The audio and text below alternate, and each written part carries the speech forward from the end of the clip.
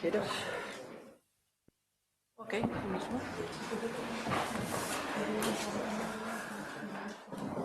Boa tarde, benvidas e benvidos a esta sesión do seminario sobre Europa Fortaleza, Fronteiras, Valados, Migracións, que forma parte do ciclo xa ben coñecido por moitos de vós, participantes, adoitades participar habitualmente, os sentidos das culturas.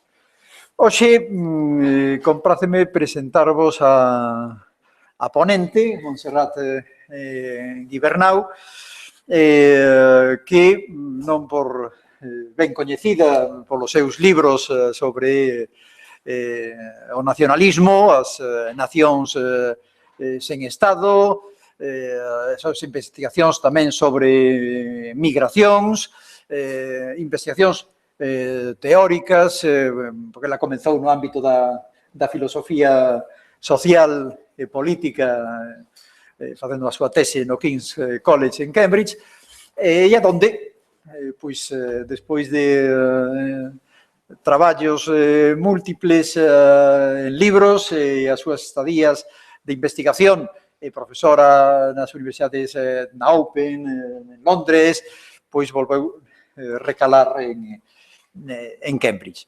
É ben coñecida, como digo, polos seus traballos sobre etnicidade, sobre as nacións en Estado, e a última obra, Belonging, que ten moito que ver con esa idea de pertenza, precisamente, que hoxe vai abordar aquí, e que saiu en inglés hai pouco tempo e sairá na versión española pois en Editorial Trota en pouco tempo. É un placer porque é unha persona que ten traballado non só na dimensión estricta da nación,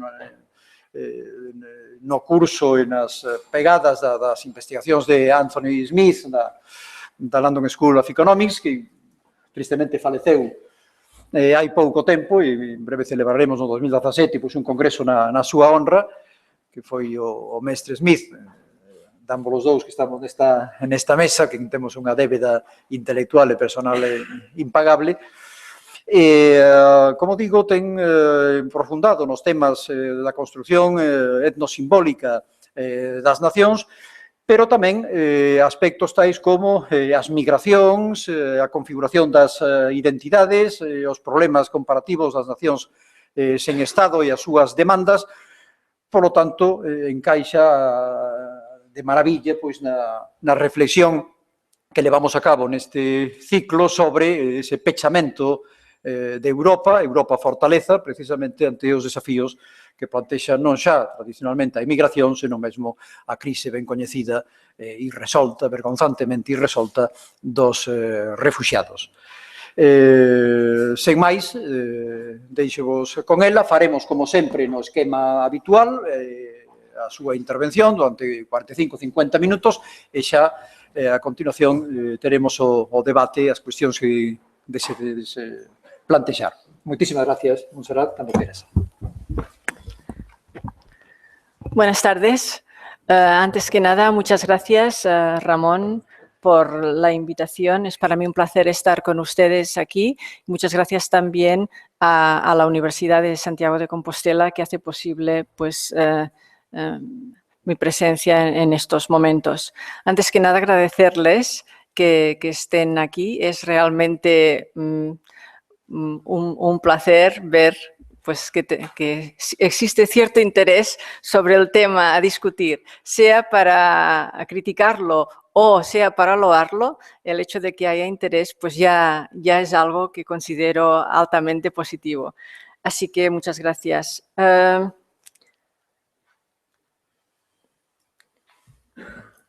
Mi intervención tendrá dos partes. Y esto va a funcionar de la siguiente forma.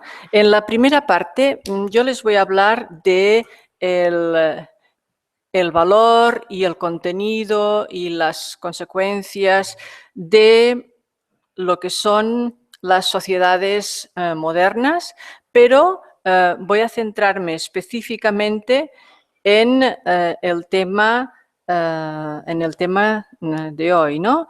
Que es analizar el poder de la pertenencia, lo que traducimos en castellano como pertenencia a la nación y cómo esto puede funcionar.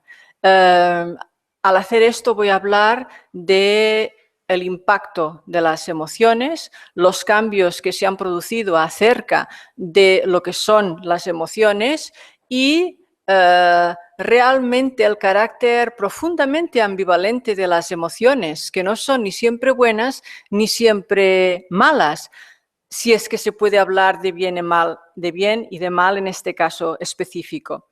Esto lo haré en la primera parte, por tanto será un texto que creo que es el que ustedes tienen. Yo leeré este texto y espero contar con sus preguntas y comentarios en la segunda parte. En la segunda parte he pensado que pasar un poco de esta primera parte a la segunda podría complementarse con hacer algún tipo de comentarios o de reflexiones sobre las consecuencias del Brexit. No en vano tengo el placer de estar aquí con ustedes, pues precisamente porque el país en el que habito es el que está en estos momentos dudando y pasándolo, yo diría que muy mal y con grandes incertidumbres, porque el Brexit parece que va a ser un hecho consumado. Entonces, creo que el equilibrio entre las dos partes, la primera quizá seré yo que pues, haré la explicación, pero en la segunda parte cuento con sus preguntas y con que podamos pues, desarrollar este tema. Así que, sin más dilación, les diré que en las sociedades modernas existe evidencia de un choque entre los instrumentos de la racionalidad y los instrumentos del capitalismo de mercado, como uno de los agentes que permiten y que favorecen la movilización política de forma más contundente.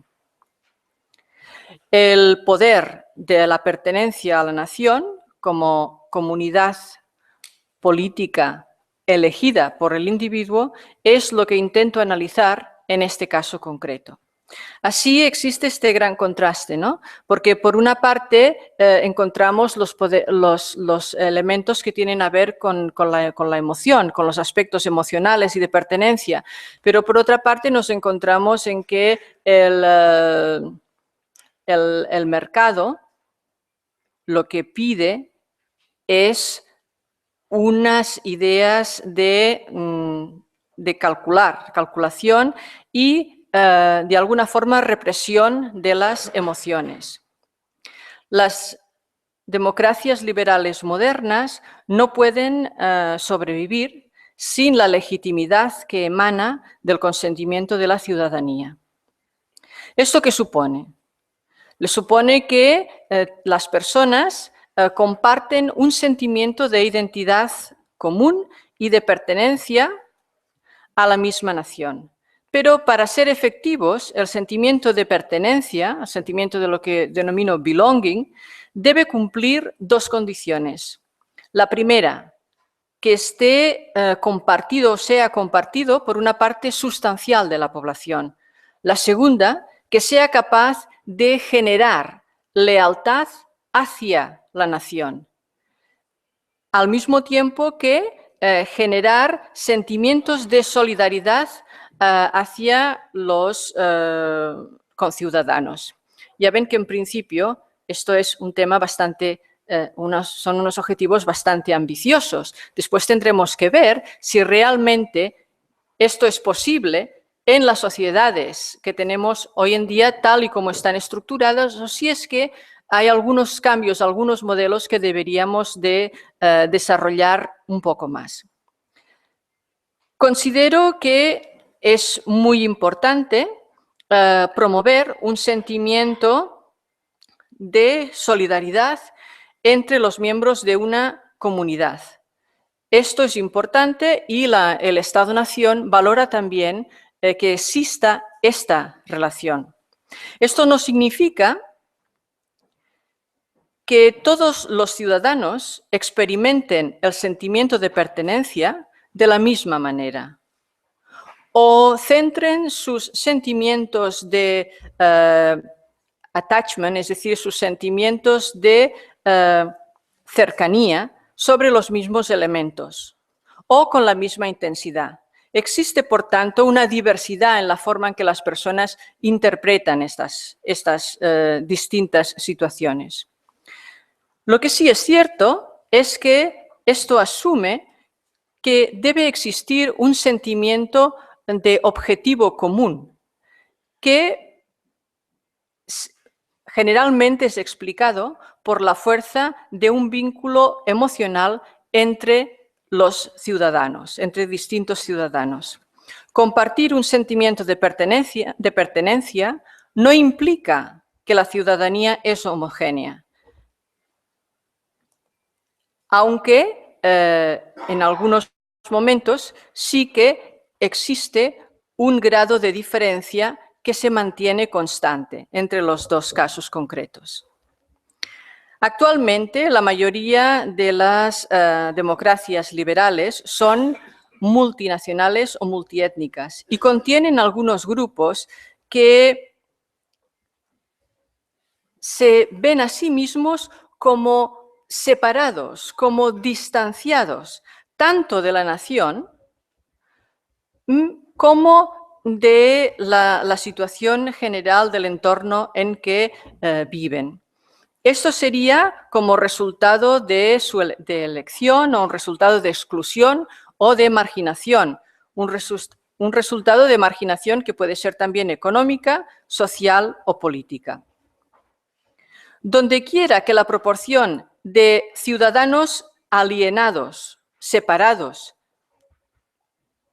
enfrentados, ¿no?, por decirlo de alguna manera, crecen dentro del Estado-nación, entonces, si existe esta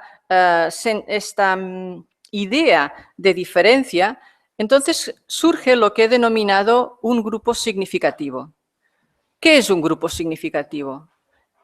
Un grupo significativo indica que dentro de una sociedad específica hay un sector de ciudadanos que no está de acuerdo con las ideas, la forma de hacer de la mayoría. Este sería en esencia el punto más importante.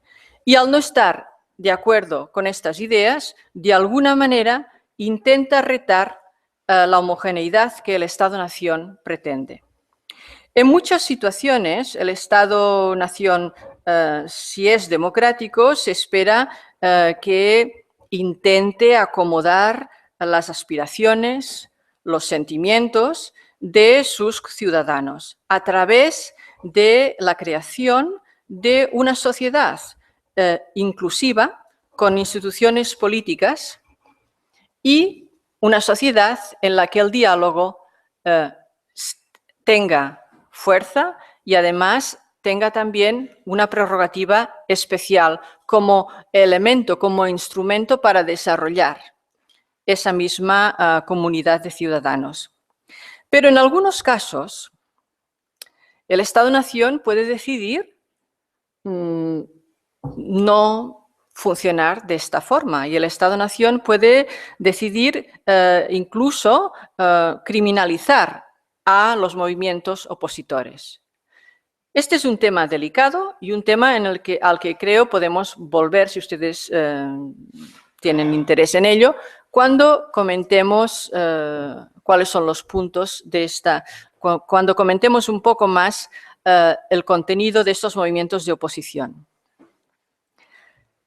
En esta situación, todo dependerá del nivel de respaldo popular obtenido por la mayoría del grupo significativo y dependerá también del deseo de negociar, de la voluntad de alcanzar un acuerdo aceptable por ambas partes.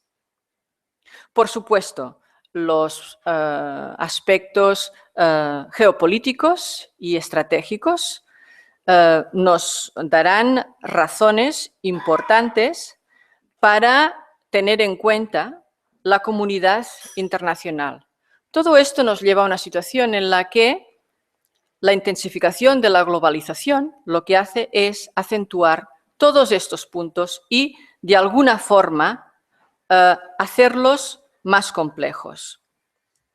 Para sobrevivir y probar su legitimidad, de acuerdo con sus credenciales democráticas, el Estado-nación desarrolla estrategias para generar un sentimiento de pertenencia y lealtad entre los individuos.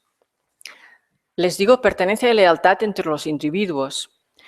Se lo estoy diciendo y estoy leyendo esto en un momento en que precisamente esta lealtad y este sentimiento de pertenencia, vemos que en algunos casos no funciona. El ejemplo concreto que les daría es, y después podemos comentarlo si les parece, es decir qué ocurre con jóvenes nacidos, educados en el Reino Unido, que han ido a la universidad, han desarrollado sus estudios y que en estos momentos están luchando con ISIS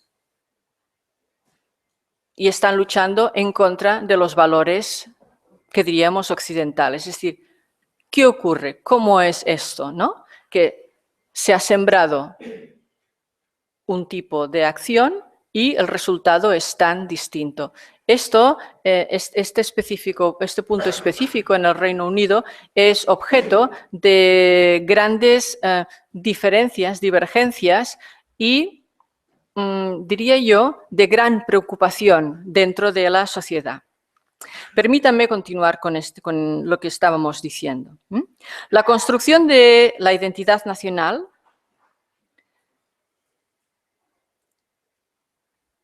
pienso que tiene 5 pilares fundamentales. El primero es la creación y diseminación de una cierta imagen de la nación. El segundo es la creación y difusión de un número de símbolos y rituales encargados o que tienen la misión de reforzar un sentimiento de comunidad entre los ciudadanos. El tercero es la influencia del desarrollo de la ciudadanía y todo lo que conlleva el derecho a la ciudadanía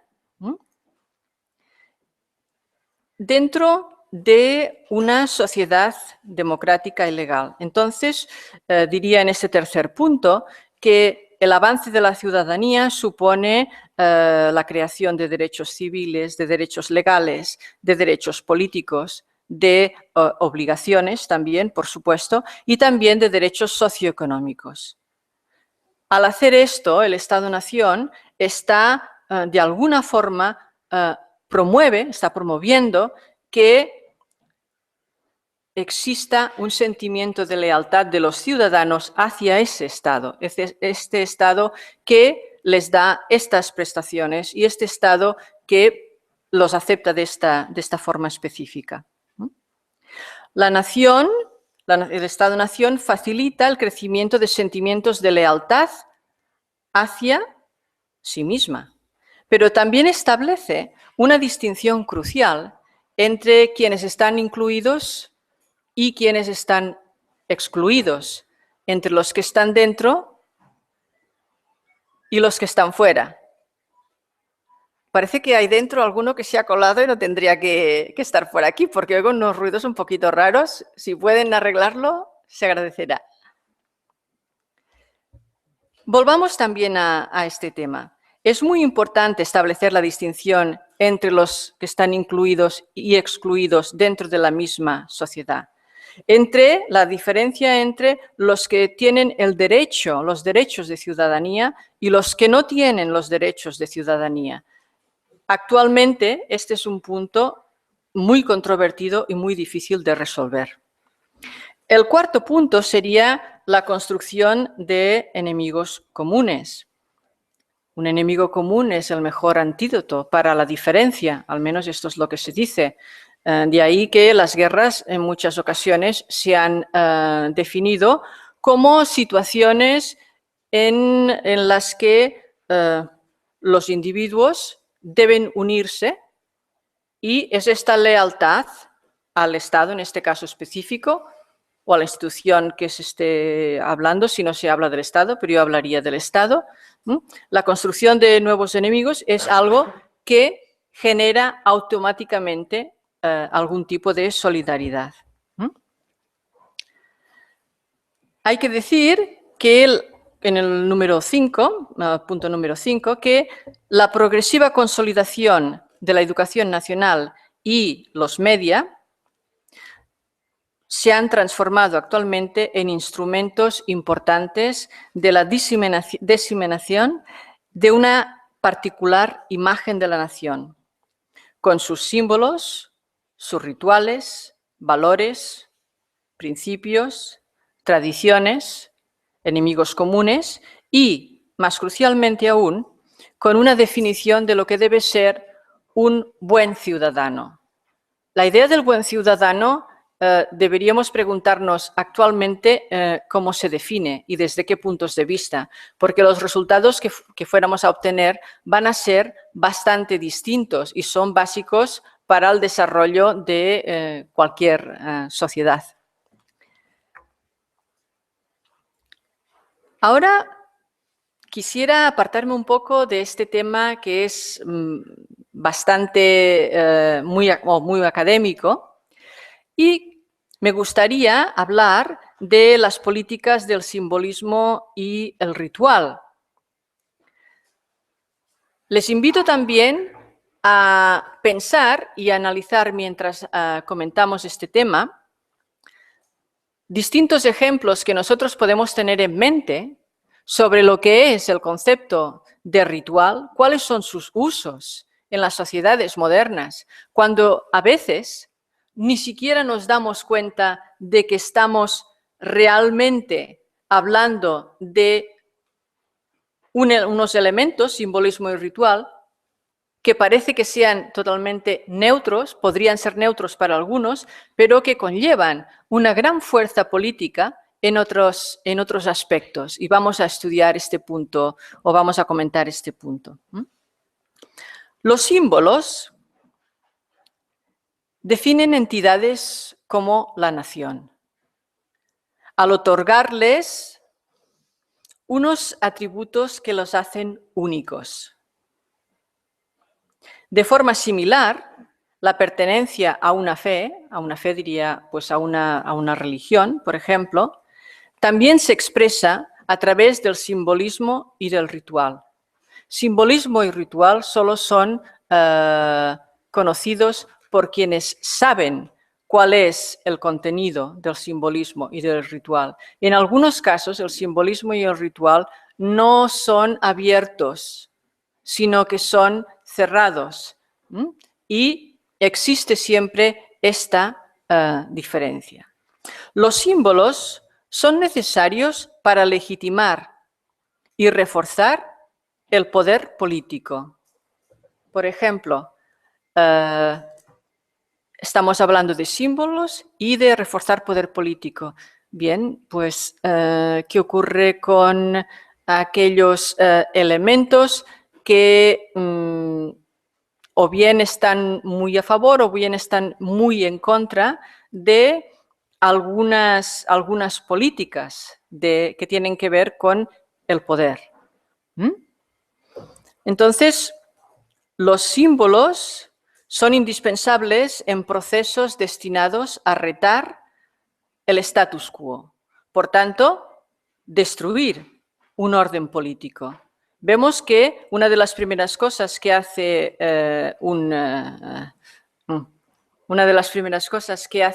alguien que quiere cambiar un régimen político es cambiar las insignias, cambiar los colores, cambiar los símbolos, cambiar las banderas.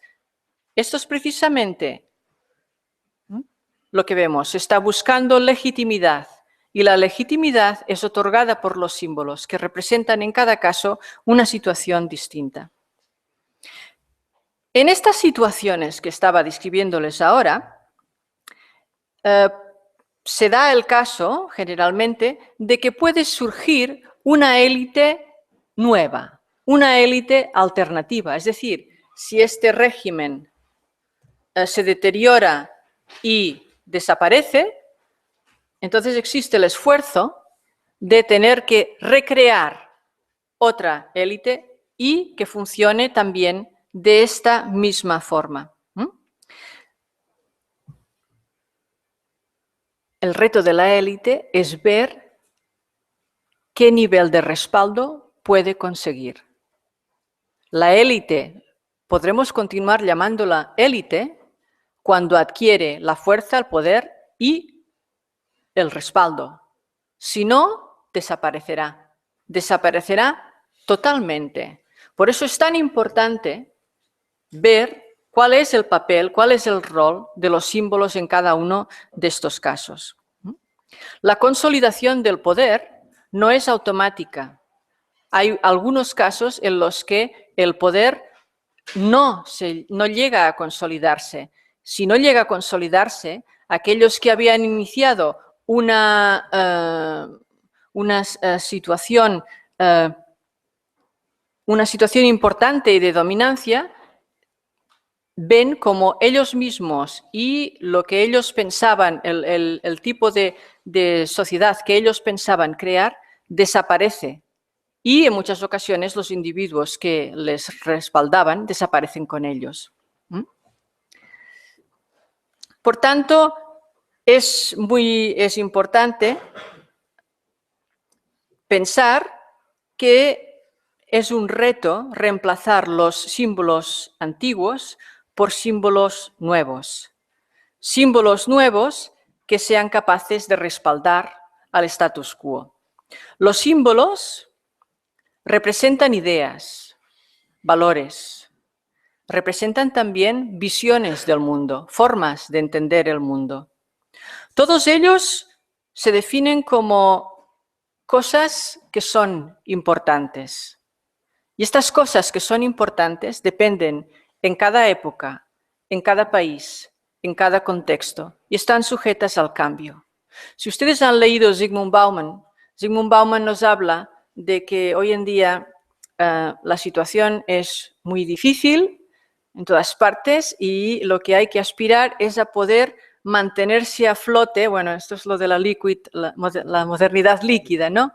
Así que yo les invito por unos minutos a flotar un poco y ver que esos símbolos, el hecho de que floten o desaparezcan, nos da un mensaje realmente interesante acerca del país, acerca del contexto en el cual nosotros estamos estudiando, analizando en estos momentos. Los símbolos son poderosos, tienen poder. Hay quien muere por los símbolos. Recuerden estas imágenes típicas si han leído Durkheim, seguro que han leído Durkheim, por ejemplo. ¿Por qué el último soldado herido se muestra orgulloso e intenta mantener la bandera de su grupo por encima de todo? Bueno, pues precisamente porque no es la bandera lo que es importante es lo que representa esa bandera. Y esa representación puede tener visiones, imágenes diferentes en cada caso. Los símbolos provocan emociones fuertes y una de las cosas que los símbolos pueden hacer es promover acción social, incluyendo la movilización política. Y aquí sí ya tenemos bastantes temas a tocar, porque claro, yo esto se lo digo en plan teórico, movilización política y no hablamos de nadie. Ya hablaremos de casos concretos dentro de unos minutos, pero es cierto que hay que tener en cuenta este aspecto específico. Los símbolos solamente tienen valor, significado y poder para aquellos que son capaces de reconocer ¿qué representan? Porque si no se sabe, entonces la persona puede negligir qué es un símbolo. Piensen, por ejemplo, es un símbolo, el símbolo de la masonería, los masones. Hay algunos símbolos que no son símbolos sabidos automáticos, no. Son símbolos que solo aquellos que pertenecen al grupo, generalmente un grupo pequeño, pueden entender. Por tanto, veamos que estando en la misma sala, escuchando las mismas palabras y mirando la magnífica vista por la ventana, ahora con la puesta de sol,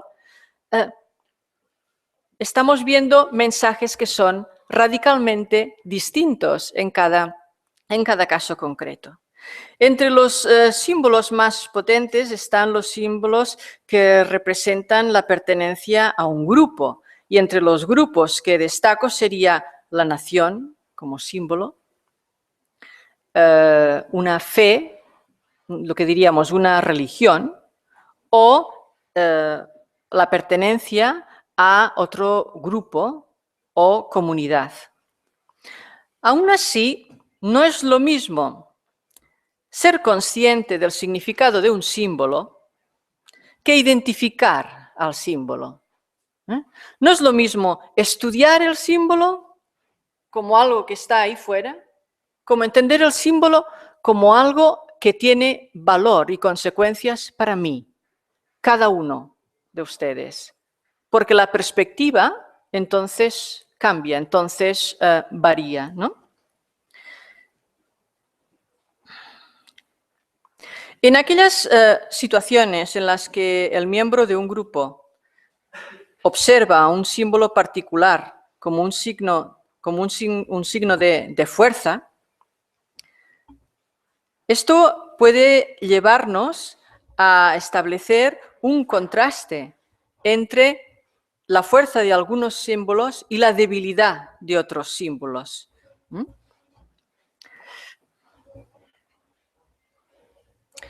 La diferencia está en que el individuo que no pertenece, que no es miembro, ve el símbolo como un objeto sin un carácter distintivo. No ve cuál es el significado o el valor de ese símbolo porque ignora el símbolo en sí mismo. Solamente aquellos que identifican los símbolos, son capaces de identificar los símbolos y son conscientes del significado de lo que puede suponer ofender a alguien, a alguien que intenta defender un símbolo, es una de las situaciones controvertidas en las que nos encontramos. De forma similar, solamente estos símbolos pueden dar la imagen del contenido de la disidencia, de la acción de cuestionar el status quo. En las sociedades multiculturales existe un número importante de personas que identifican a los símbolos, pero estas personas pertenecen a distintas culturas. Sin embargo, estas personas solo se sienten emocionadas y vinculadas a estos símbolos si atribuimos a los símbolos un contenido sentimental. Este contenido sentimental es algo que hasta hace muy poco se había negligido, porque cualquier referencia a las emociones y a la misma palabra sentimental era algo realmente que estaba en los márgenes y que no se tenía en cuenta. Yo les diría que aún hoy hablar de estos temas es controvertido y difícil, pero aún así es importante tenerlos en cuenta. Lo que es importante también es decir que la identificación emocional con un símbolo, más allá de lo que sea un proceso cognitivo, es lo que nos da las pistas para entender a este símbolo. Y hay que decir que alguien que está fuera y que no sabe cuál es el contenido del símbolo, nunca puede comunicarlo ni puede identificarse, porque siempre va a estar considerado como alguien que es un extranjero, un extraño, alguien que viene de fuera. La riqueza y la complejidad de los símbolos tolera un grado de ambigüedad en la definición. Este grado de ambigüedad favorece la creatividad por parte de individuos que construyen su propio sentimiento de pertenencia. El respeto y la reverencia a los símbolos emana del contenido y del significado atribuido a ellos dentro de comunidades y grupos distintos. Compartir ciertos símbolos y emocionarse con ellos une a los individuos que tienen la emoción, la conciencia de que están dentro de un grupo en el cual ellos tienen un valor y además es un grupo que les respalda, un grupo en el que ellos importan, un grupo en el que tienen nombre, un grupo en el que existe un sentimiento de comunidad. Es también en este entorno en el que a menudo se puede decir que surgen sentimientos de solidaridad. El tema de la solidaridad es importante. En Europa tenemos ahora, para señalar solamente un ejemplo, un conflicto importante con la definición de solidaridad. La solidaridad era mucho más fácil cuando aquellos que requerían solidaridad estaban lejos, no les veíamos nunca y nunca podían pedirnos nada de forma directa. Actualmente eso se ha transformado. Por tanto, la idea de solidaridad y la presencia de la noción misma de solidaridad se ha transformado, ha viajado de estar totalmente al margen a estar tan en la palestra, tan en el punto más importante, que parece que la solidaridad, yo les diría, se ha vuelto incómoda. Ahora es un poco incómoda. Y no se lo digo como algo que acuse a nadie de incomodidad, es que sencillamente la situación en la que vivimos es tan difícil que la incomodidad es probablemente lo mínimo que se puede sentir en estos momentos. Mientras los símbolos unen o sirven para unir a los miembros del grupo, los símbolos también tienen la capacidad de alienar a los extranjeros. Tienen la capacidad de alienarles porque son extranjeros, porque son ignorantes, porque son escépticos, porque son curiosos o indiferentes. Existe una larga lista de posibilidades. Pero es cierto que en cada ocasión el significado atribuido a estos símbolos varía. Y esto es un elemento que es importante de destacar. Los símbolos también marcan comunidades utilizando señales específicas. Las señales irían desde, déjenme ver, pues desde esto que llevo aquí, que es recuerdo familiar, a ustedes que puedan tener alguna insignia, como veo algunas desde aquí, o ustedes que puedan tener, pues no sé, algunos signos, quizá alguna cosa, algún emblema, algún elemento de este tipo. Por tanto, existen signos visibles y signos invisibles que actúan de forma distinta. Entre los primeros están los uniformes, los peinarse de una forma determinada, vestirse de forma determinada, saludar de forma determinada. Y entre los últimos existe, por ejemplo, la utilización de rituales, generalmente ancorados en experiencias que están en el pasado o en experiencias de discriminación en el pasado. ¿Cuáles serían ejemplos de estos últimos? Pues serían, por ejemplo,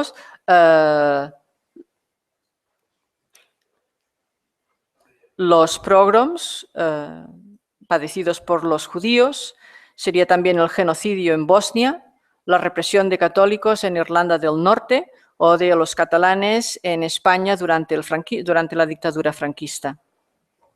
Así, para poder dar sentido y para dar también crear también un nuevo entorno sociopolítico, hay que avanzar en el punto de vista en el que se está analizando las cosas. Pienso que uno de los puntos importantes en estos momentos es intentar ver cuáles serán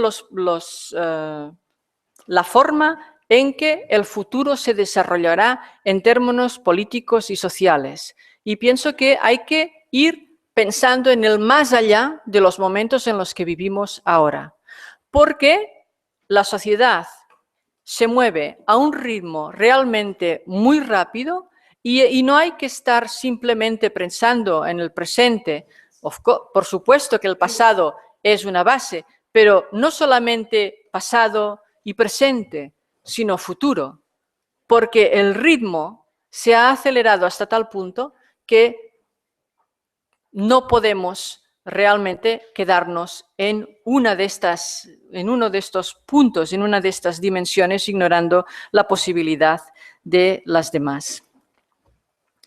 Ahora, como ejemplo, les daré pues, una información sobre el papel de los símbolos y del cambio de régimen en la Alemania unida. Después de la Segunda Guerra Mundial, Alemania estaba dividida en 4 sectores militares, controlados por Francia, el Reino Unido, Estados Unidos de América y la Unión Soviética.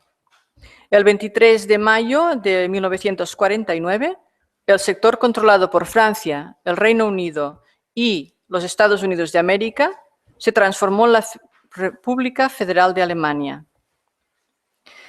Y se centró en la influencia americana y economía de mercado. En octubre de 1949, el sector controlado por la Unión Soviética se transformó en la República Democrática Alemana y adoptó el comunismo.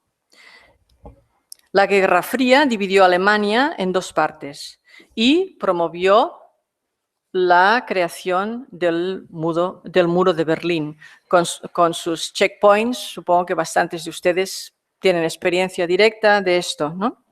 En noviembre de 1989, la sociedad civil berlinesa promovió una serie de movilizaciones que estaban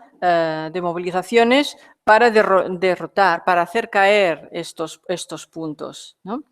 Y toda esta transformación que les cito aquí, lo que hace es ver cuál fue la evolución específica del uso de los símbolos en estos distintos puntos. Por ejemplo, hemos visto los símbolos y la forma en que se utilizaron en la alemana, pero también podemos verlo a través del valor y la fuerza y la significación dada a la Puerta de Brandenburgo y a la caída de la muralla de Berlín, por ejemplo. Estos serían los puntos que pueden ejemplarizar de una forma muy breve esta ambigüedad. Para concluir, hablaremos de lo que denomino la necesaria ambigüedad de los símbolos. Los símbolos son importantes porque representan las aspiraciones y los valores de las personas. Evocan momentos tanto de alegría como de pena. Los símbolos siempre están ahí para dar un mensaje un mensaje que siempre es distinto y que se adapta a los ojos de quien quiere recibir este mensaje o de quien quiere recibirlo no a través de la visión, sino a través del oído, a través del conocimiento. Los símbolos aparecen como pilares del individuo que ayudan a creer y a crear la identidad individual, al ayudarles a dar sentido a sus propias vidas y también dar sentido a la comunidad como tal. Para satisfacer esta tarea que es realmente importante y difícil, los símbolos deben retener algún tipo de ambigüedad que permita una variedad de significados. El simbolismo y el ritual se emplean para señalar puntos de transición a lo largo de la vida. Existe un amplio abanico de rituales de iniciación en distintos países, en distintos contextos. El objetivo de estos rituales de iniciación es generar un orden de predictibilidad. Es decir, en momentos difíciles, un símbolo ayuda a superar estos momentos. Evidentemente, esto hay que desarrollarlo un poco más detalladamente, pero esta es la idea. Diríamos que el miedo a lo desconocido es capaz de generar unos sentimientos profundamente significativos para el individuo. Y estos sentimientos se transmiten a la ciudadanía a través del ritual y también hay que decir que bien a menudo incluyen una serie de situaciones en las que se prueba la capacidad del individuo. Esta capacidad del individuo de estar a la altura de lo que se espera de él.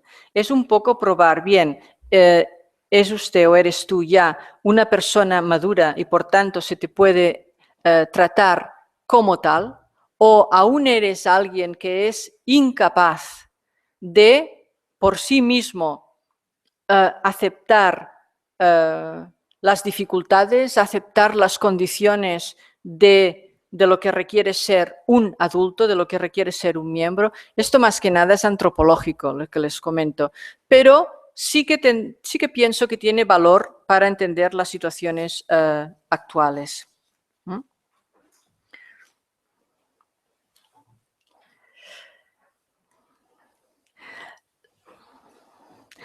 Es verdad que la manipulación de los símbolos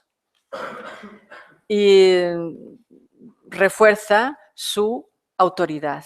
Sin embargo, no todos los símbolos hacen mella en la mentalidad de las personas.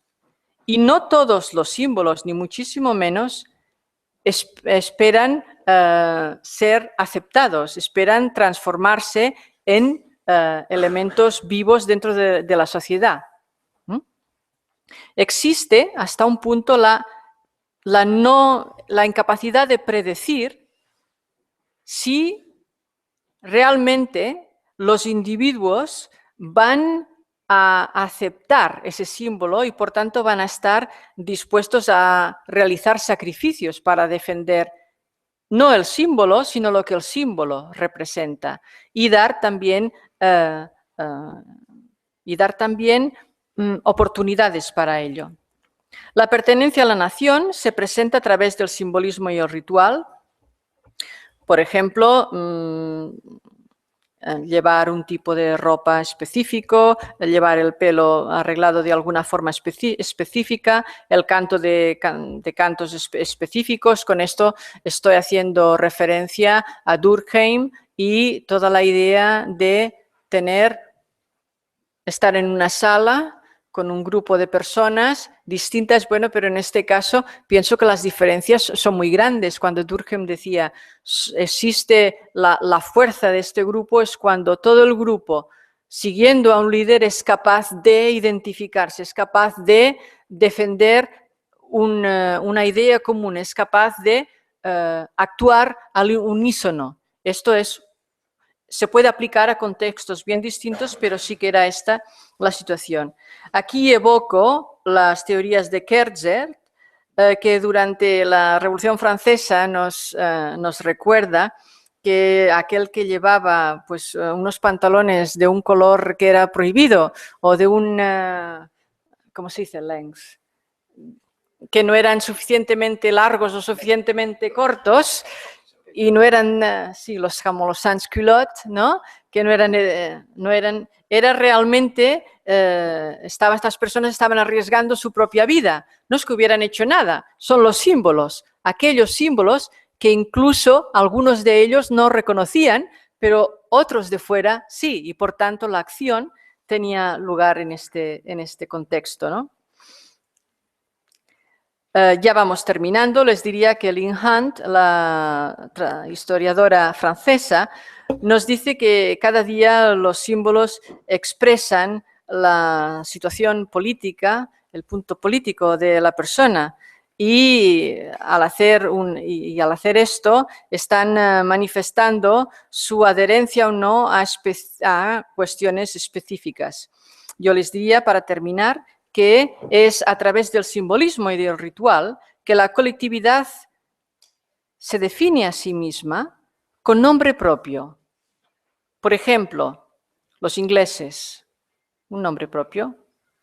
Ahora, claro, con el Brexit ya veremos si con un nombre propio que es los ingleses tenemos suficiente, porque los ingleses no todos están por la misma labor, por tanto, habrá aquí ya alguna diferencia, ¿no?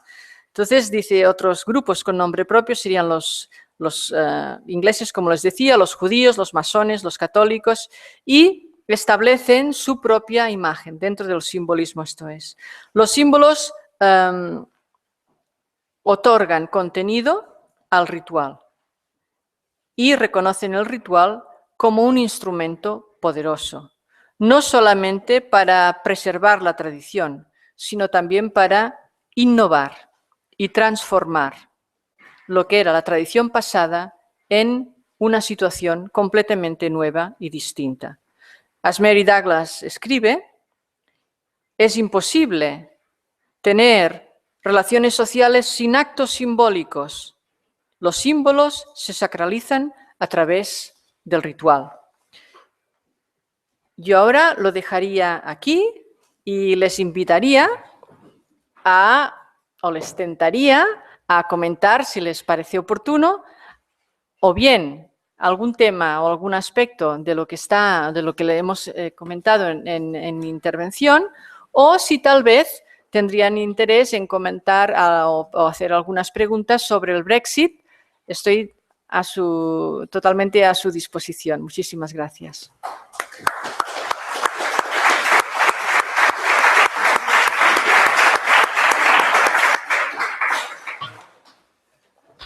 Moi ben, comezamos entón a sesión de preguntas, por favor. Yo voy para allá, ¿eh? No, ¿Aquí? Sí, porque se graba. Vale. Sí. Hola.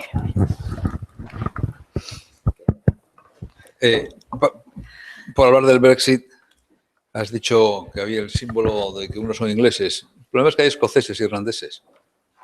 Y eso va a ser entretenido verlo, ¿no? Yo diría que más a que... los irlandeses les pueden montar una frontera que hace 15 años los que estuvimos por allí, sí, o 20, era como el muro de Berlín. Sí. Y ahora están tomando cervezas juntos.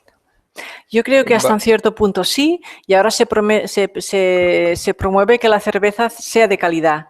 Por lo tanto, sí es cierto, es una cuestión de calidad, ¿verdad? Porque las exigencias cada vez son más elevadas. Entonces, los irlandeses lo que sí realmente están diciendo es que, en fin, que ellos ya tienen esto arreglado y que no vayan a los ingleses a provocar problemas, porque económicamente, porque socialmente porque además tienen el pasaporte que les permite ir y venir, ellos no quieren que se mueva demasiado la situación actual. Obviamente, ¿no? En fin, pero... Escocia. Bueno, en el caso de Escocia tenemos a Nicola Sturgeon, que considero que es una de las políticas, una política realmente muy inteligente. Sí, es una persona muy comprometida y me da la impresión de que sí va a aprovechar todas las ocasiones posibles para, si las condiciones, que es lo que ella dice, son favorables, celebrar un segundo referéndum. Si hay un segundo referéndum, esto tendrá repercusiones, obviamente, no únicamente dentro de la propia Escocia, Reino Unido, sino también en Cataluña y también incluso igual les llega a ustedes aquí, porque va a ser un movimiento muy significativo e importante, de grandes consecuencias. Desde el punto de vista de construcción nacional, perdón, que insisto en eso, que es un tema que me interesa mucho. Antes, la pertenencia a un Estado como el Reino Unido o España garantizaba el acceso a un mercado. Y eso daba, dentro del puesto de racionalidad que hacía referencia al principio, contra los sentimientos, la racionalidad manda mucho, sobre todo en el mundo británico, en que casi siempre acaban hablando de dinero. Sí, sí, soy consciente. En España, la pertenencia a España permitía a Cataluña pues, tener una industria textil o tener un mercado protegido.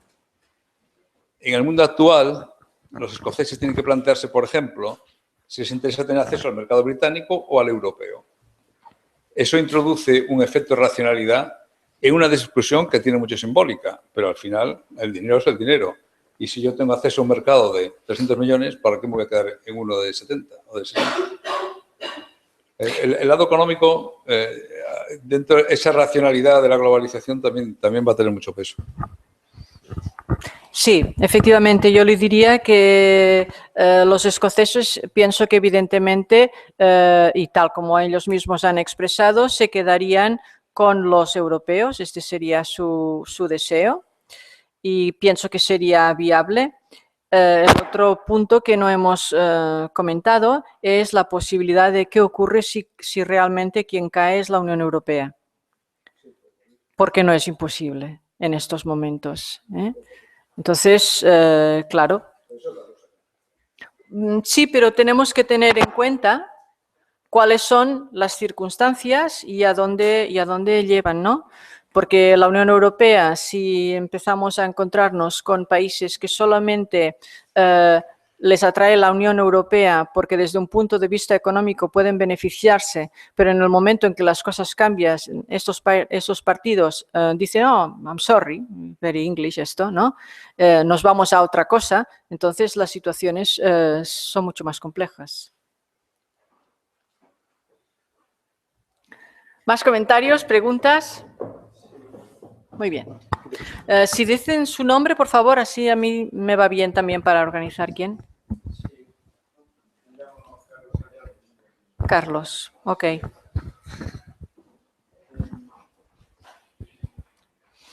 Sí. Parece que también los comunes, que están acostumbrados a ser los depositarios de la legitimidad en el uso o en las decisiones de soberanía nacional, se sienten como ultrajados por el hecho de que se haya convocado o que haya resultado de esta manera el referéndum, ¿no? Sí, evidentemente sí. A ver, ¿qué tengo que decir con esto? Pues que solamente el Parlamento del Reino Unido tiene poder para activar el Brexit. Y tiene poder para activar el Brexit. Para activarlo, lo que tiene que hacer es notificar a Bruselas la intención del Reino Unido de salir de la Unión Europea. Según la Corte Suprema, esto retrasará el Brexit. Y esto, evidentemente, da una bofetada significativa, contundente, a Theresa May, que dijo que ella podía controlar todo este proceso. Y ahora le han dicho, sorry, decir que no puede ser, que no lo puede controlar. ¿Por qué? El Parlamento en el Reino Unido es soberano. Ojo, porque aquí realmente tenemos que hacer un esfuerzo, porque los marcos legales, académicos, son distintos en España y en el Reino Unido. La misma palabra, la misma cosa, significados completamente distintos. Por tanto, hay que ir con pies de plomo, por eso les leo este trocito, porque me lo he preparado pensando, hay que decirlo bien, porque la verdad es que hay mucho en juego. Entonces, ¿qué es lo que va a ocurrir muy pronto y que nos va a dar algunas pistas adicionales? Pues bien, el Parlamento del Reino Unido, como les decía, es soberano. Y esto es una regla fundamental de la Constitución británica. Pues muy bien. Ahora, en este mes de diciembre, entre el 7 o el 8 de diciembre, el Parlamento británico decidirá si los diputados deberían votar o no el artículo 50, que es el artículo de salir de la Unión Europea. Y aquí tenemos un interrogante y nadie, ni dentro ni fuera del Parlamento británico, sabe qué es lo que va a ocurrir. Por tanto, imaginen las grandísimas consecuencias del Brexit. El Brexit surge como una protesta, ¿no? Una protesta, decir, bueno, ahora todos estos extranjeros que vienen por aquí, en fin, una situación difícil a nosotros que nos dejan marginados. Existe un poco de esto, ¿eh? Y existe también la idea del euroescepticismo, ¿no?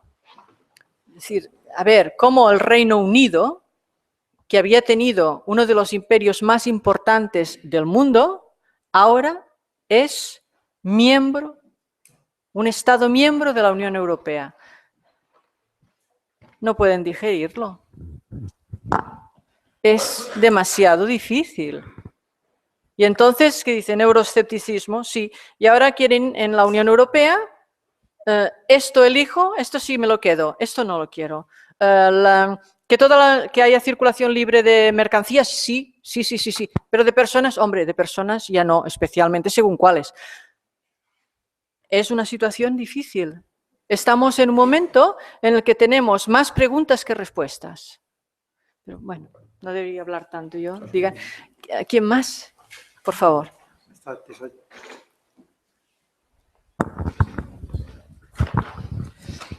¿Qué tal? Buenas tardes. El nombre también, por favor. Juan Manuel Trillo. Sí, ya te conozco, ¿verdad? Personalmente no, por mail sí. Sí, ¿no? Sí. Vale. Bueno, muchas gracias por la conferencia. Voy a volver un poco a los temas más académicos, porque seguro que seguiremos después con el Brexit. Pero cuando seguimos diciendo que los instrumentos del Estado, el Estado hace, el Estado-nación hace, no seguimos cayendo en esta tentativa de reificar. Es decir, porque después sí que tenemos en cuenta a los actores. Muchas veces simplificamos demasiado, ¿no? ¿Quién está detrás de ese Estado-nación? Parece que es un ente que nos domina y hay grupos, y dependiendo, como bien sabemos, de qué grupo esté ahí o no, las estrategias de nacionalización podrán ser distintas, ¿no?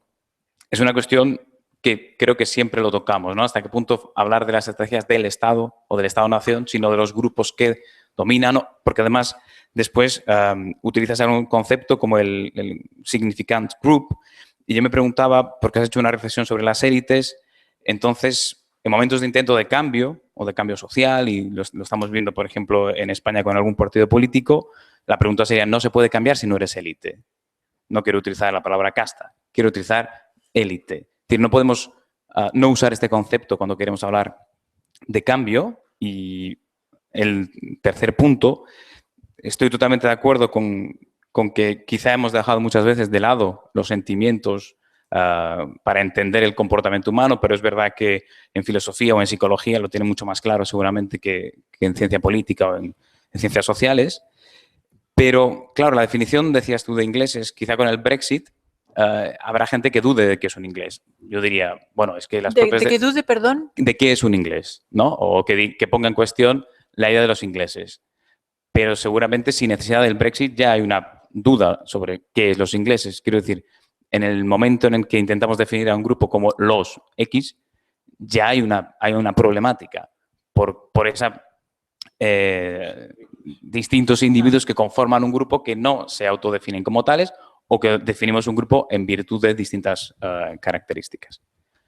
Y ya paro. Gracias.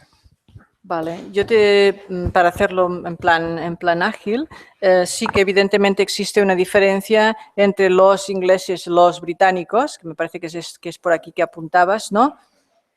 Entonces, creo que los ingleses sí entendemos lo que es un grupo que había sido el grupo dominante dentro del Reino Unido. Los británicos son todos los ingleses más lo que allí denominan los étnicos, ¿no? Los grupos étnicos. Bueno, y además tenemos aquí las cuestiones de lealtad o no de cada uno de los grupos a lo que es la Unión Británica, el Reino Unido, ¿no? Sí, no es una respuesta, es confirmar lo que comentas. Sí, por favor. ¿Me dirá su nombre, por favor? Sí, yo me llamo Emilio Ucha. A mí me interesa de su intervención básicamente el tema politológico, ¿no? Usted ha hecho una exposición, en fin, muy pormenorizada, el tema de los símbolos, etcétera, etcétera. Pero yo quisiera centrarme en el concepto nación, ¿no? Que se ha tocado muy tangencialmente, ¿no? Entonces yo creo, desde una humilde visión politológica, que en España tenemos el problema de que el concepto nación produce, para los que no dominan precisamente la teoría política o la ciencia política, en fin, una convulsión absurda, absurda que los que no tenemos, los que humildemente pues hemos estudiado un poco de teoría y de ciencia política, ¿no? Entonces yo creo que lo que hay es que ir desacralizando, sacándole ese carácter sagrado al concepto nación. Y estoy hablando con una señora que según creo es catalana y que por consiguiente este tema, o sea, este concepto no le puede producir ningún tipo de miedo, en absoluto. Se parte de un problema histórico de conceptuar siempre la nación española como aquello que ya se empezó a definir en las etimologías, por San Isidoro, pues yo que sé, por Alfonso X el Sabio también, etcétera, etcétera, la nación española. Pero bueno, eso en la actualidad pues realmente es algo que está desvirtuado por la propia realidad de lo que es España, ¿no? Pero bueno, donde quiero llegar es una pregunta muy concreta. Supongo que usted pues sigue pues la política española, aunque esté en Inglaterra, ¿no?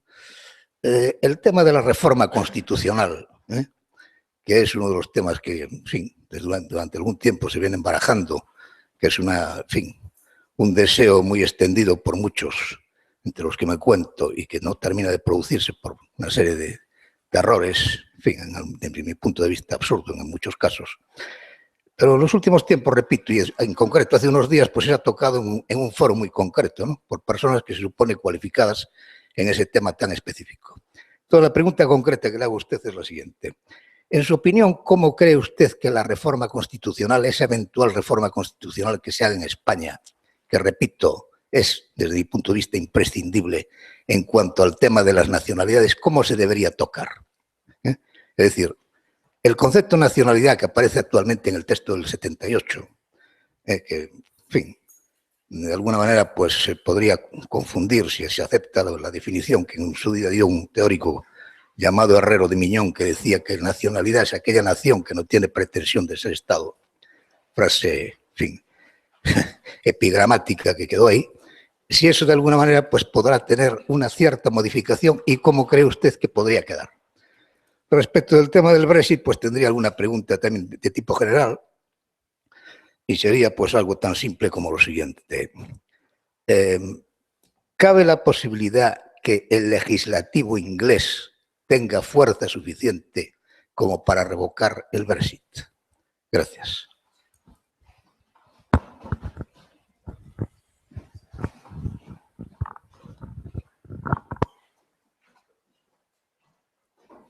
Empezaré por la última pregunta, que me parece pues,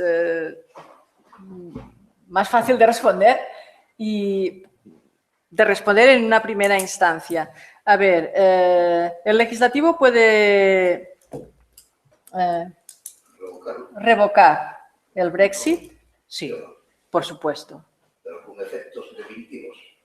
Sí, porque ellos lo que quieren es decidir ellos mismos sobre el futuro de su propio país. Y la pregunta es si pueden tumbarlo, si pueden eliminarlo, si pueden destruirlo, dejarlo sin efecto.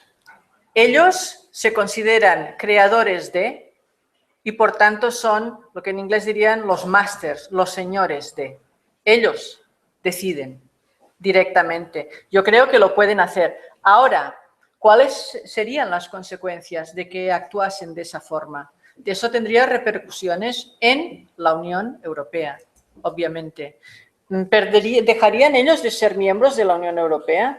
No sé, pero yo supongo que la Unión Europea entonces lo que haría sería decir, mire, ¿sabe qué? Ahí está la puerta. Porque realmente la forma en que los británicos, me sabe mal decirlo, han estado actuando durante bastante tiempo, es un tiempo de siempre intentar poner dificultades y palos a las ruedas, perdonen la expresión que es muy catalana, pero en fin, ¿vale? Y siempre intentando dificultar esta situación concreta, ¿no? Por tanto, hay que decir que en la Unión Europea, pues algunos dicen, mire, se van los británicos, pues mire, pues que no vuelvan. ¿A dónde nos lleva esto? Pues evidentemente esta es otra pregunta, ¿no? Pero yo creo que en principio el legislativo puede revocar el Brexit, pero yo no soy jurista. Yo se lo digo en base a lo que he estado leyendo, viendo, estudiando con colegas, pero no tengo la fineza de alguien que es un jurista. Distinto. También los conceptos jurisdiccionales son distintos. Misma palabra nación, usted la llama nación, la llamamos nación aquí en Santiago, pero bueno, es que en Inglaterra, en Cambridge, no, nación es otra cosa. Y con respecto a Escocia también es otra cosa, por tanto es diferente. Lo que sí que pienso es que Brexit va a generar y ya está generando inestabilidad, inseguridad, caída bastante importante de la libra esterlina y recuperación después de darle una inyección de aquellas, en fin, para resucitar a los muertos, ¿no? Bueno, para resucitar, en fin. Es una situación de este tipo la que tenemos en estos momentos. Pero no me ha contestado el tema español. El tema español. ¿Perdón? Sí, la segunda pregunta. Sí, era la segunda pregunta, que usted me ha preguntado la reforma constitucional contenido. Tengo que decir otra vez aquí que no soy jurista, pero ¿qué ocurre? La reforma constitucional depende de cuáles son las condiciones de esta reforma constitucional, cuáles son los objetivos y cuál es la interpretación de esta reforma constitucional. ¿Para qué va a servir? ¿Va a ser? No, es algo que yo me pregunto a mí misma. No está claro en estos momentos. Creo que estas son las preguntas que tenemos. La reforma constitucional, yo tal como está ahora, no me han dicho suficiente sobre cuál va a ser el contenido, las consecuencias de esto. Por tanto, no sé si va a ser positivo. Pues a reformar algo, suceden dos cosas. Primero, que se supone que hay necesidad de reformar algo, y segundo, que se supone que la reforma va a ser mejor que lo reformado. Esto no está tan claro, porque, si me permite, porque puede ser que se reforme y nos quedemos peor de lo que estamos. Por ejemplo, que se limiten aún más algunas si se fija un parámetro que no tiene, a la Constitución tal como está ahora, permite lecturas varias. Y esto se ha utilizado para bien y para mal. Pero si tenemos una Constitución fija, tenemos que estar muy seguros de que esto no va a actuar en contra de unos ciudadanos. Y yo no estoy cualificada para darle una respuesta sofisticada sobre la reforma constitucional porque no es el área que yo estudio. Puedo decirle esto, lo que sé, pero lo que no sé, no se lo puedo decir. La verdad, a usted. Aquí. Yo quería volver un poco al asunto de los símbolos, retomando este esquema conocidísimo de bueno, de la dialéctica de la ilustración, ¿no? De la desmitificación del mundo a través del proceso de la racionalidad, etcétera, ¿no? Eso lo que nos condujo en Europa es bueno, de alguna manera al triunfo de la razón, según ese esquema, ¿no?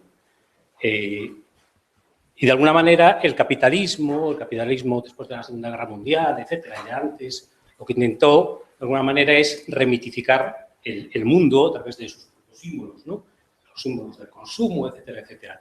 Pero parece que en estas circunstancias, en el momento histórico que tenemos, parece que no fue suficiente esa remitificación del mundo. No sé, Benjamin, por ejemplo, alude a ella ya en los años 30, etcétera. Pero bueno, sin detenernos en esa cuestión, ¿no? Eso que conduce a que esa remitificación del mundo parece que no fue suficiente, entonces, de alguna manera, vuelve sobre Europa la necesidad de símbolos, bien sean nacionalistas, bien sean religiosos, bien sean de otro orden, y en la situación límite conduce a eso que aludió usted, a jóvenes educados en Inglaterra, en la propia universidad inglesa, y que se van a luchar a no sé qué lugares, ¿no? Entonces, no cabe duda que eso es preocupante, ese fondo de la sociedad actual que parece que está necesitada de símbolos, ¿no? Necesitada de símbolos que nadie satisface y que muchas veces pueden ser satisfechos de maneras violentas. Entonces, bueno, no sé, es simplemente aludir a esto y si usted puede reflexionar un poquito más sobre esta cuestión. Muchas gracias por la pregunta.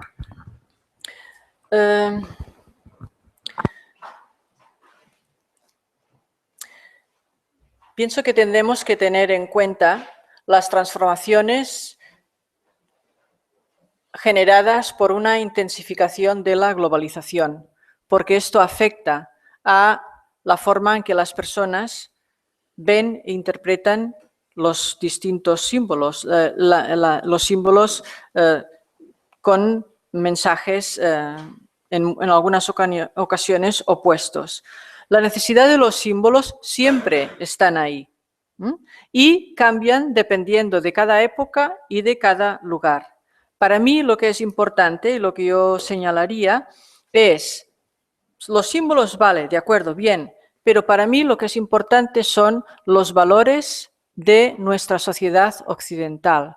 Y me refiero a unos valores humanistas, a unos valores a favor del desarrollo de la democracia, que yo en estos momentos no veo como valores con un suficiente apoyo. No veo que la democracia realmente esté funcionando bien. Más bien me atrevería a decir que la democracia en estos momentos ha sido de alguna forma secuestrada por algunos tipos de intereses particulares. Creo que la democratización es importante y creo que los valores son importantes.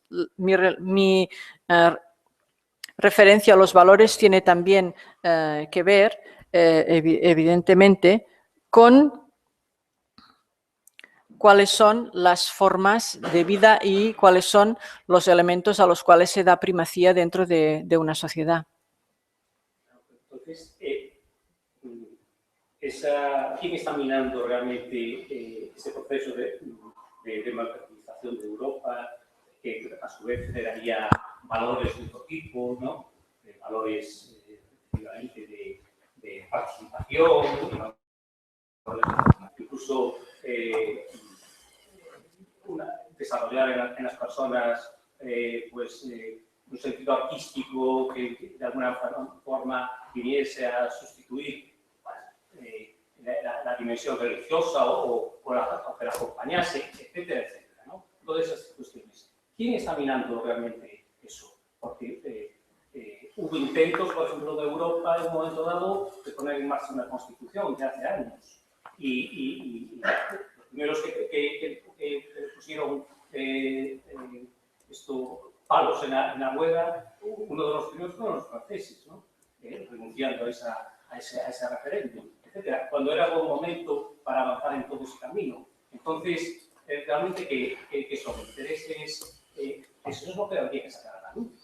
Si es digamos, de alguna manera, el capitalismo es lo que está minando eso, o el vacío que hay en Europa en la defensa de esos valores democráticos, ¿de dónde proceden? Me parece que necesitaríamos otro seminario para analizar en profundidad todos estos aspectos interesantísimos que usted acaba de introducir en este debate. Yo lo que diría, también de forma breve, pero para que también otras personas puedan intervenir, ¿no?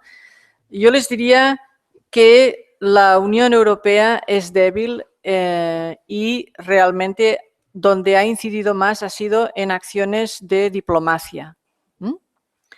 Pero la Unión Europea, si existiera una contienda, si hubiera una guerra, la Unión Europea es débil para mantenerse a sí misma.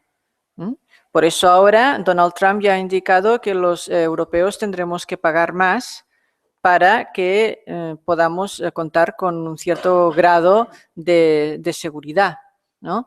Entonces, claro, esto hay que tenerlo en cuenta aquí. Yo les diría que la Unión Europea considero que es débil. La diplomacia es aquello en lo que ha destacado la Unión Europea en una época en la que la diplomacia no está de moda y que parece más bien algo un poco excéntrico, les diría, al menos entre algunos sectores.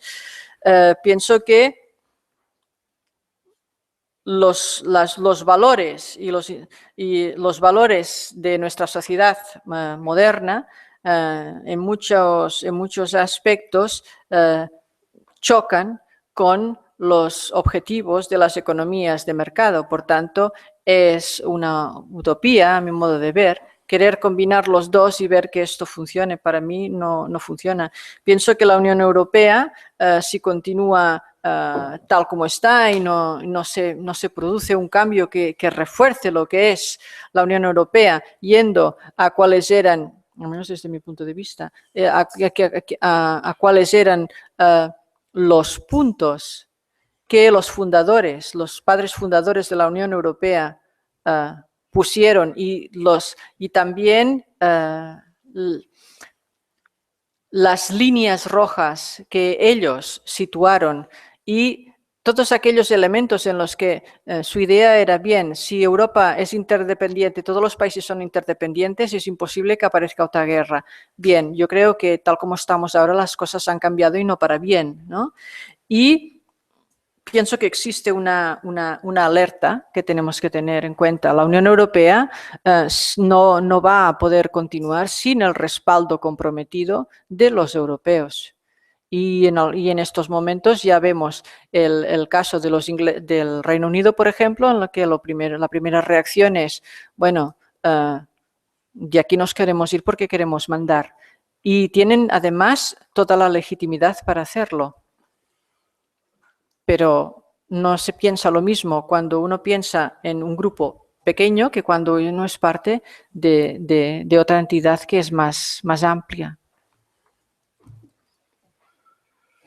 Vamos a querillar. Bueno, suscita la conferencia de Montserrat Gibernau, suscita muchas cuestiones interesantes. Voy a enumerarlas y a dar una breve explicación de alguna de ellas, a ver si hay tiempo suficiente como para debatirlas algo, ¿no? En primer lugar, empezando por el aspecto teórico de la conferencia, hay algo específico en los símbolos nacionales, porque claro, como símbolos tienen de común con todos los otros símbolos de la función representativa, ¿no? Bien, pero en los símbolos nacionales hay un elemento gráfico que representa el elemento nacional, o sea, comunitarista, que que entonces eso sería lo que haría específico al símbolo nacional, distintivo, ¿no? Se dice que los vínculos de solidaridad nacional estatal, ¿no?, son más intensos que los de una pertenencia a una religión, a una comunidad religiosa, son más intensos que los de clase, ¿no? ¿Por qué? Y esa intensidad está recogida de alguna forma en el grafismo del símbolo. Cuestión teórica, ¿no? Otra. El concepto de nación. Claro, hay muchos conceptos de nación, pero desde la teoría política se entiende por nación aquella comunidad que se autogobierna.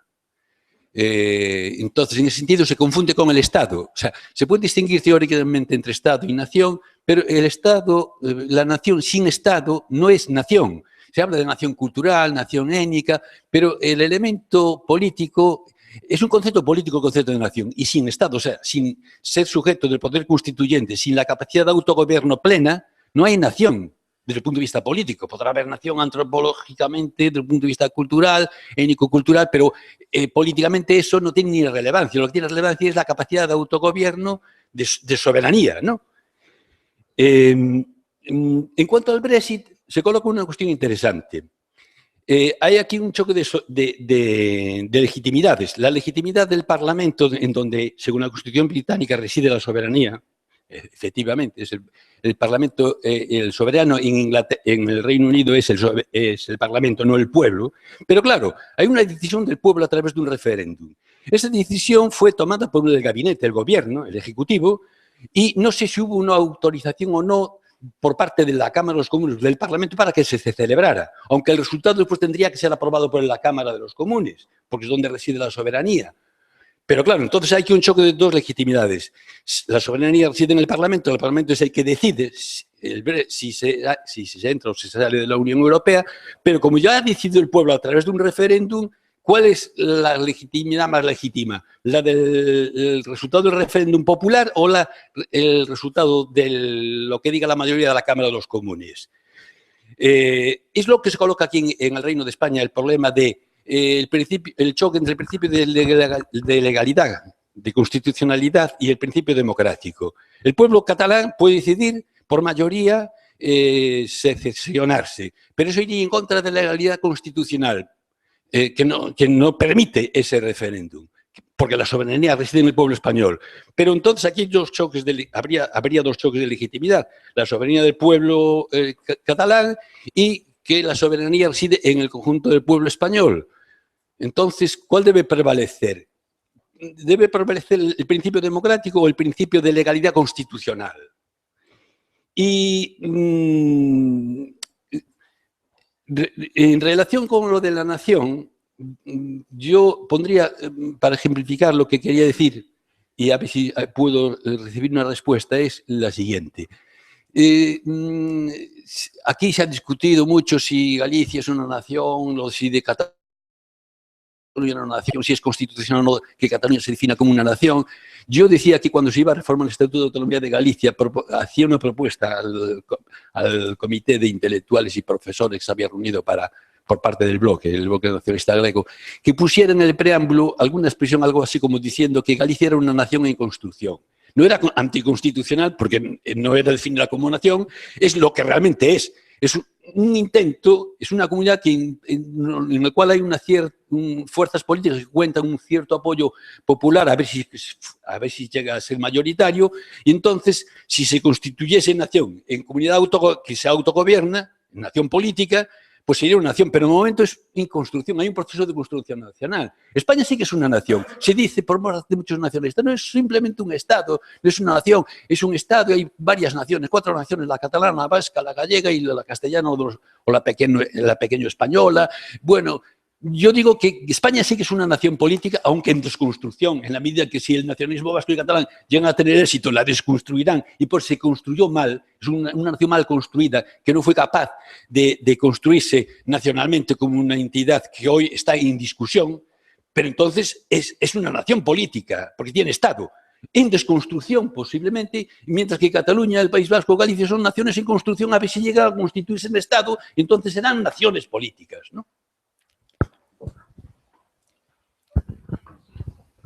Bueno, creo que respondo porque si no, como es... Muchísimas gracias. Sí, sí. Muchas gracias por una intervención muy sugerente. Eso es importante. Y sobre todo, por la buena voluntad de compartir pues unas horas esta tarde aquí intercambiando puntos de vista y también impresiones diferentes, ¿no? Intentaré ser breve. A ver, teoría. La primera pregunta era sobre la bandera. La bandera como símbolo nacional. Bueno, es una cuestión de simbolismo. Por ejemplo, en Estados Unidos de América está prohibido caminar por encima de la bandera de Estados Unidos. En otros países está prohibido quemar la bandera. Pues esto me parece que está claro. ¿Y por qué no se puede quemar? Pues no porque piensan que es un trapo que podrían utilizar para limpiar pues, la capota del coche, no, sino porque se le otorga un contenido que es considerado valioso y además un contenido sobre el cual uno puede argumentar toda una serie de cosas que derivarían de esta situación, ¿no? En cuanto a la pregunta sobre la nación, en los libros que yo he hecho, tanto en la identidad de las naciones como sobre todo en el de la identidad de las naciones y en este mismo de la pertenencia, atribuyo a la nación 5 dimensiones. Una primera dimensión psicológica, una dimensión política, una dimensión cultural, una dimensión territorial y una dimensión histórica. Así es la forma en la que defino la nación en estos 5 puntos. No todas las naciones cumplen todos los puntos, pero sí muchas naciones lo hacen. Y de forma breve también, en cuanto a la legitimidad que usted comentaba, hablando del caso de Cataluña, tengo que repetir que no soy jurista, que evidentemente lo que no sé, pues no puedo decir que lo sé. Por tanto, no soy jurista, pero lo que yo puedo decir desde el campo de la sociología política es que Cataluña, dentro de España, es una minoría constante, porque haga lo que haga Cataluña, siempre estará en minoría. Por tanto, es una situación que si no existe algún tipo de cambio, no se puede cambiar. Es esta y ya está. Entonces, existen formas de interpretar y de ver esto, pero esto es una situación. Yo lo he escrito y entiendo que Cataluña es una minoría constante dentro de España. Y si no hay una voluntad de cambiarlo, pues no se cambia. No les digo que sea bueno ni que sea malo. Ustedes tienen que decidir, igual que yo decido personalmente. Pero, de momento, esto es lo que tenemos. ¿Es Cataluña Estado y nación? Desde mi punto de vista, España es un Estado. La nación puede o no puede estar. A mi modo de ver, no. Yo creo que España es sobre todo un Estado, porque los Estados son los que tienen un asiento en la Unión Europea, son los que tienen además también un asiento en las instituciones internacionales. No todas, pero muchas. Hay una por Tino. Vamos. Tino. Sí. Gracias. Chámame Tino Santiago. Bueno, ya cuando escuché que quería hablar del Brexit, además de los símbolos de la nación, que ya de por sí da para hablar mucho, y que bueno, este menudo lío, nos vamos a montar, porque claro, el Brexit ya nos lleva a todo lo que es Europa, todo lo que somos nosotros, y ya le iba a complicar mucho más. Y sin embargo, a lo largo de la conversación, empezamos, la primera pregunta que le hacía Enrique Sáez Ponte, pues apuntaba a los elementos económicos del Brexit. Los irlandeses no quieren dejar a que desaparezca la frontera, les conviene o no les conviene a los escoceses, pero probablemente no Brexit hai moitos máis elementos que os económicos. Probablemente en el Brexit hay muchos más elementos que los económicos. Hay elementos realmente simbólicos. Usted hace un momento decía, Trump ya les advierte a los europeos que van a tener que pagar más por la seguridad. El problema de los europeos no solo es un problema de pagar más por la seguridad, porque con Ucrania nosotros no tenemos, como decía Napoleón, no tenemos una idea para qué decirle a la gente que vaya a luchar. Eso por muchos mercenarios que contratemos no nos da el presupuesto para esto. Es un poquito más complicado. Y en el texto que leía, que hacía usted referencia antes, usted hablaba que los mecanismos para construir esa simbología nacional, hablaba de la imagen de la nación, los derechos civiles que crean sensación de comunidad, etcétera, etcétera. Y si interpreto yo bien, usted hacía descansar en la educación nacional, en el sistema educativo y en los media, cómo se construye ese buen ciudadano, cómo se construye la idea del buen ciudadano. En un momento en que el sistema educativo no pasa por sus momentos más brillantes, donde tenemos unos media absolutamente fragmentados, yo ya no sé cómo se construye la idea del buen ciudadano.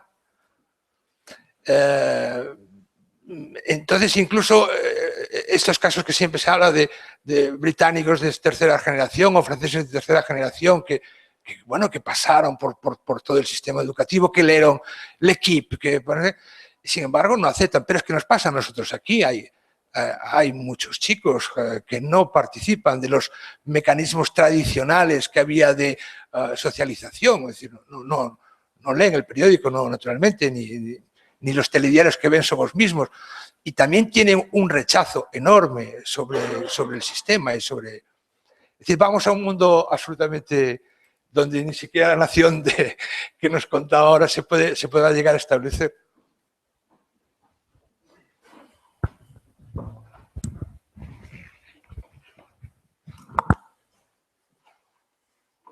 ¿Ya? Bueno, a ver... Brexit, elementos simbólicos. Sí que existen elementos simbólicos, tal como usted menciona, obviamente. ¿Por qué? En el Reino Unido ha crecido el euroescepticismo, que quiere decir bueno, ya lo entienden lo que quiere decir, ser escéptico en referencia a la posición de la Unión Europea, al menos en este caso específico, ¿no? Este euroescepticismo, ¿por qué surge en el Reino Unido? El Reino Unido mira hacia atrás en el tiempo, mira a la época en la que el Reino Unido, como decíamos hace un ratito, una época en la que el Reino Unido era el imperio más poderoso del mundo. Esto está en la mente de los británicos no hace tanto tiempo. Si uno se pasea por Londres, sobre todo alrededor del Big Ben, donde está el Parlamento y tal, se da cuenta de que está completamente rodeado de símbolos del imperio, sea fotografías, sea elementos de obras de arte, lo que sea, pero la presencia del imperio está ahí. Y con la presencia del imperio está también la nostalgia de un tiempo en el que era la época dorada para los británicos, aunque ellos en aquel momento quizá no pudieron ser conscientes totalmente de lo que estaban viviendo, la excepcionalidad del momento. Entonces vemos este euroescepticismo como un replegamiento a una época en la que ellos tenían poder, en la que ellos dominaban el mundo y ahora se encuentran en una situación que es totalmente anómica. Es anómica porque no son lo que eran, no se les interpreta por lo que eran, no se les valora.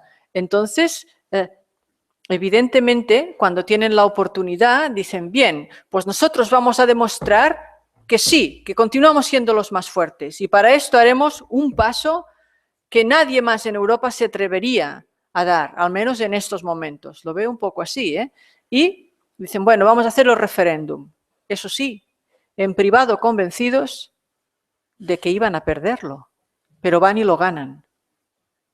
Claro, esto ya fue un shock. Un shock que les digo que realmente era, pero era realmente muy, muy importante. Van y lo ganan. Entonces, la gente, cantidad de personas, pues imagino que de Galicia, de otras partes de España, de otras partes de Europa, empiezan a alarmarse rápidamente de ver que eso va a tener consecuencias. ¿Y cuáles van a ser esas consecuencias? ¿No? Y nos damos cuenta también que en este momento, ¿no? En estos momentos, el Imperio Británico lo que hace es decir, bien, ¿verdad que hemos apostado fuerte? Pues adelante, caiga quien caiga.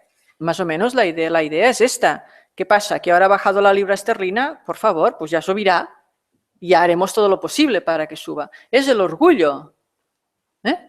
Bueno, un orgullo que, en fin, se aplica a cosas distintas, pero es ese orgullo el que mueve este mecanismo. Un mecanismo que pienso que incluso les impide volver atrás.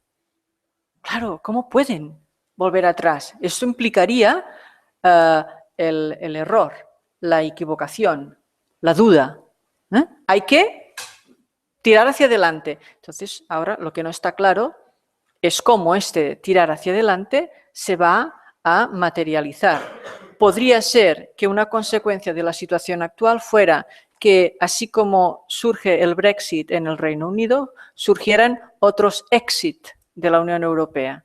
Países que dicen, bien, la Unión Europea está acabada, mientras pudimos aprovecharnos de todo lo que la Unión Europea nos daba a través de los subsidios europeos y todas esas cosas, pues todos estábamos contentos, pero ahora resulta que lo vemos muy mal esto.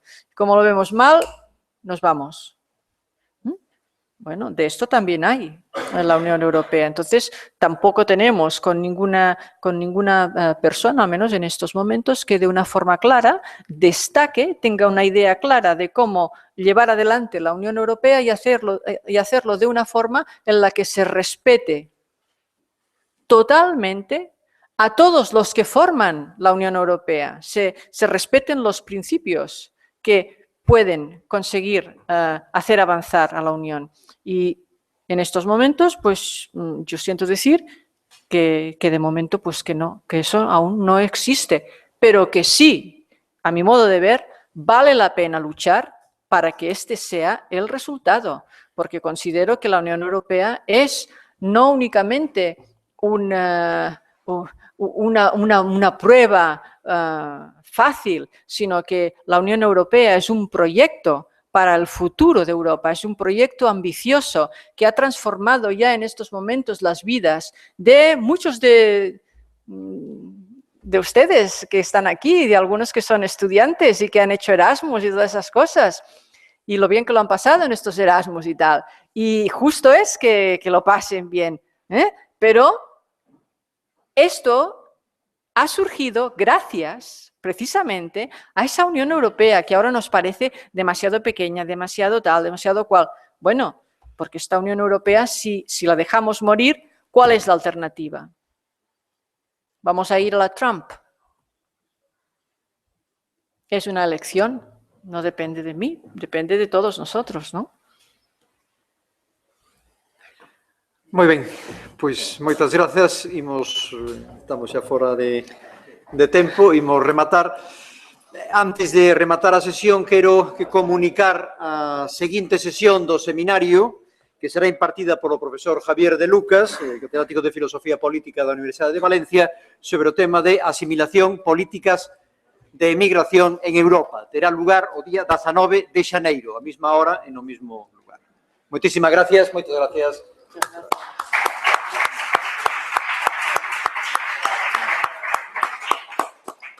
Justo aquí, no, justo veramente. No. que sea justo.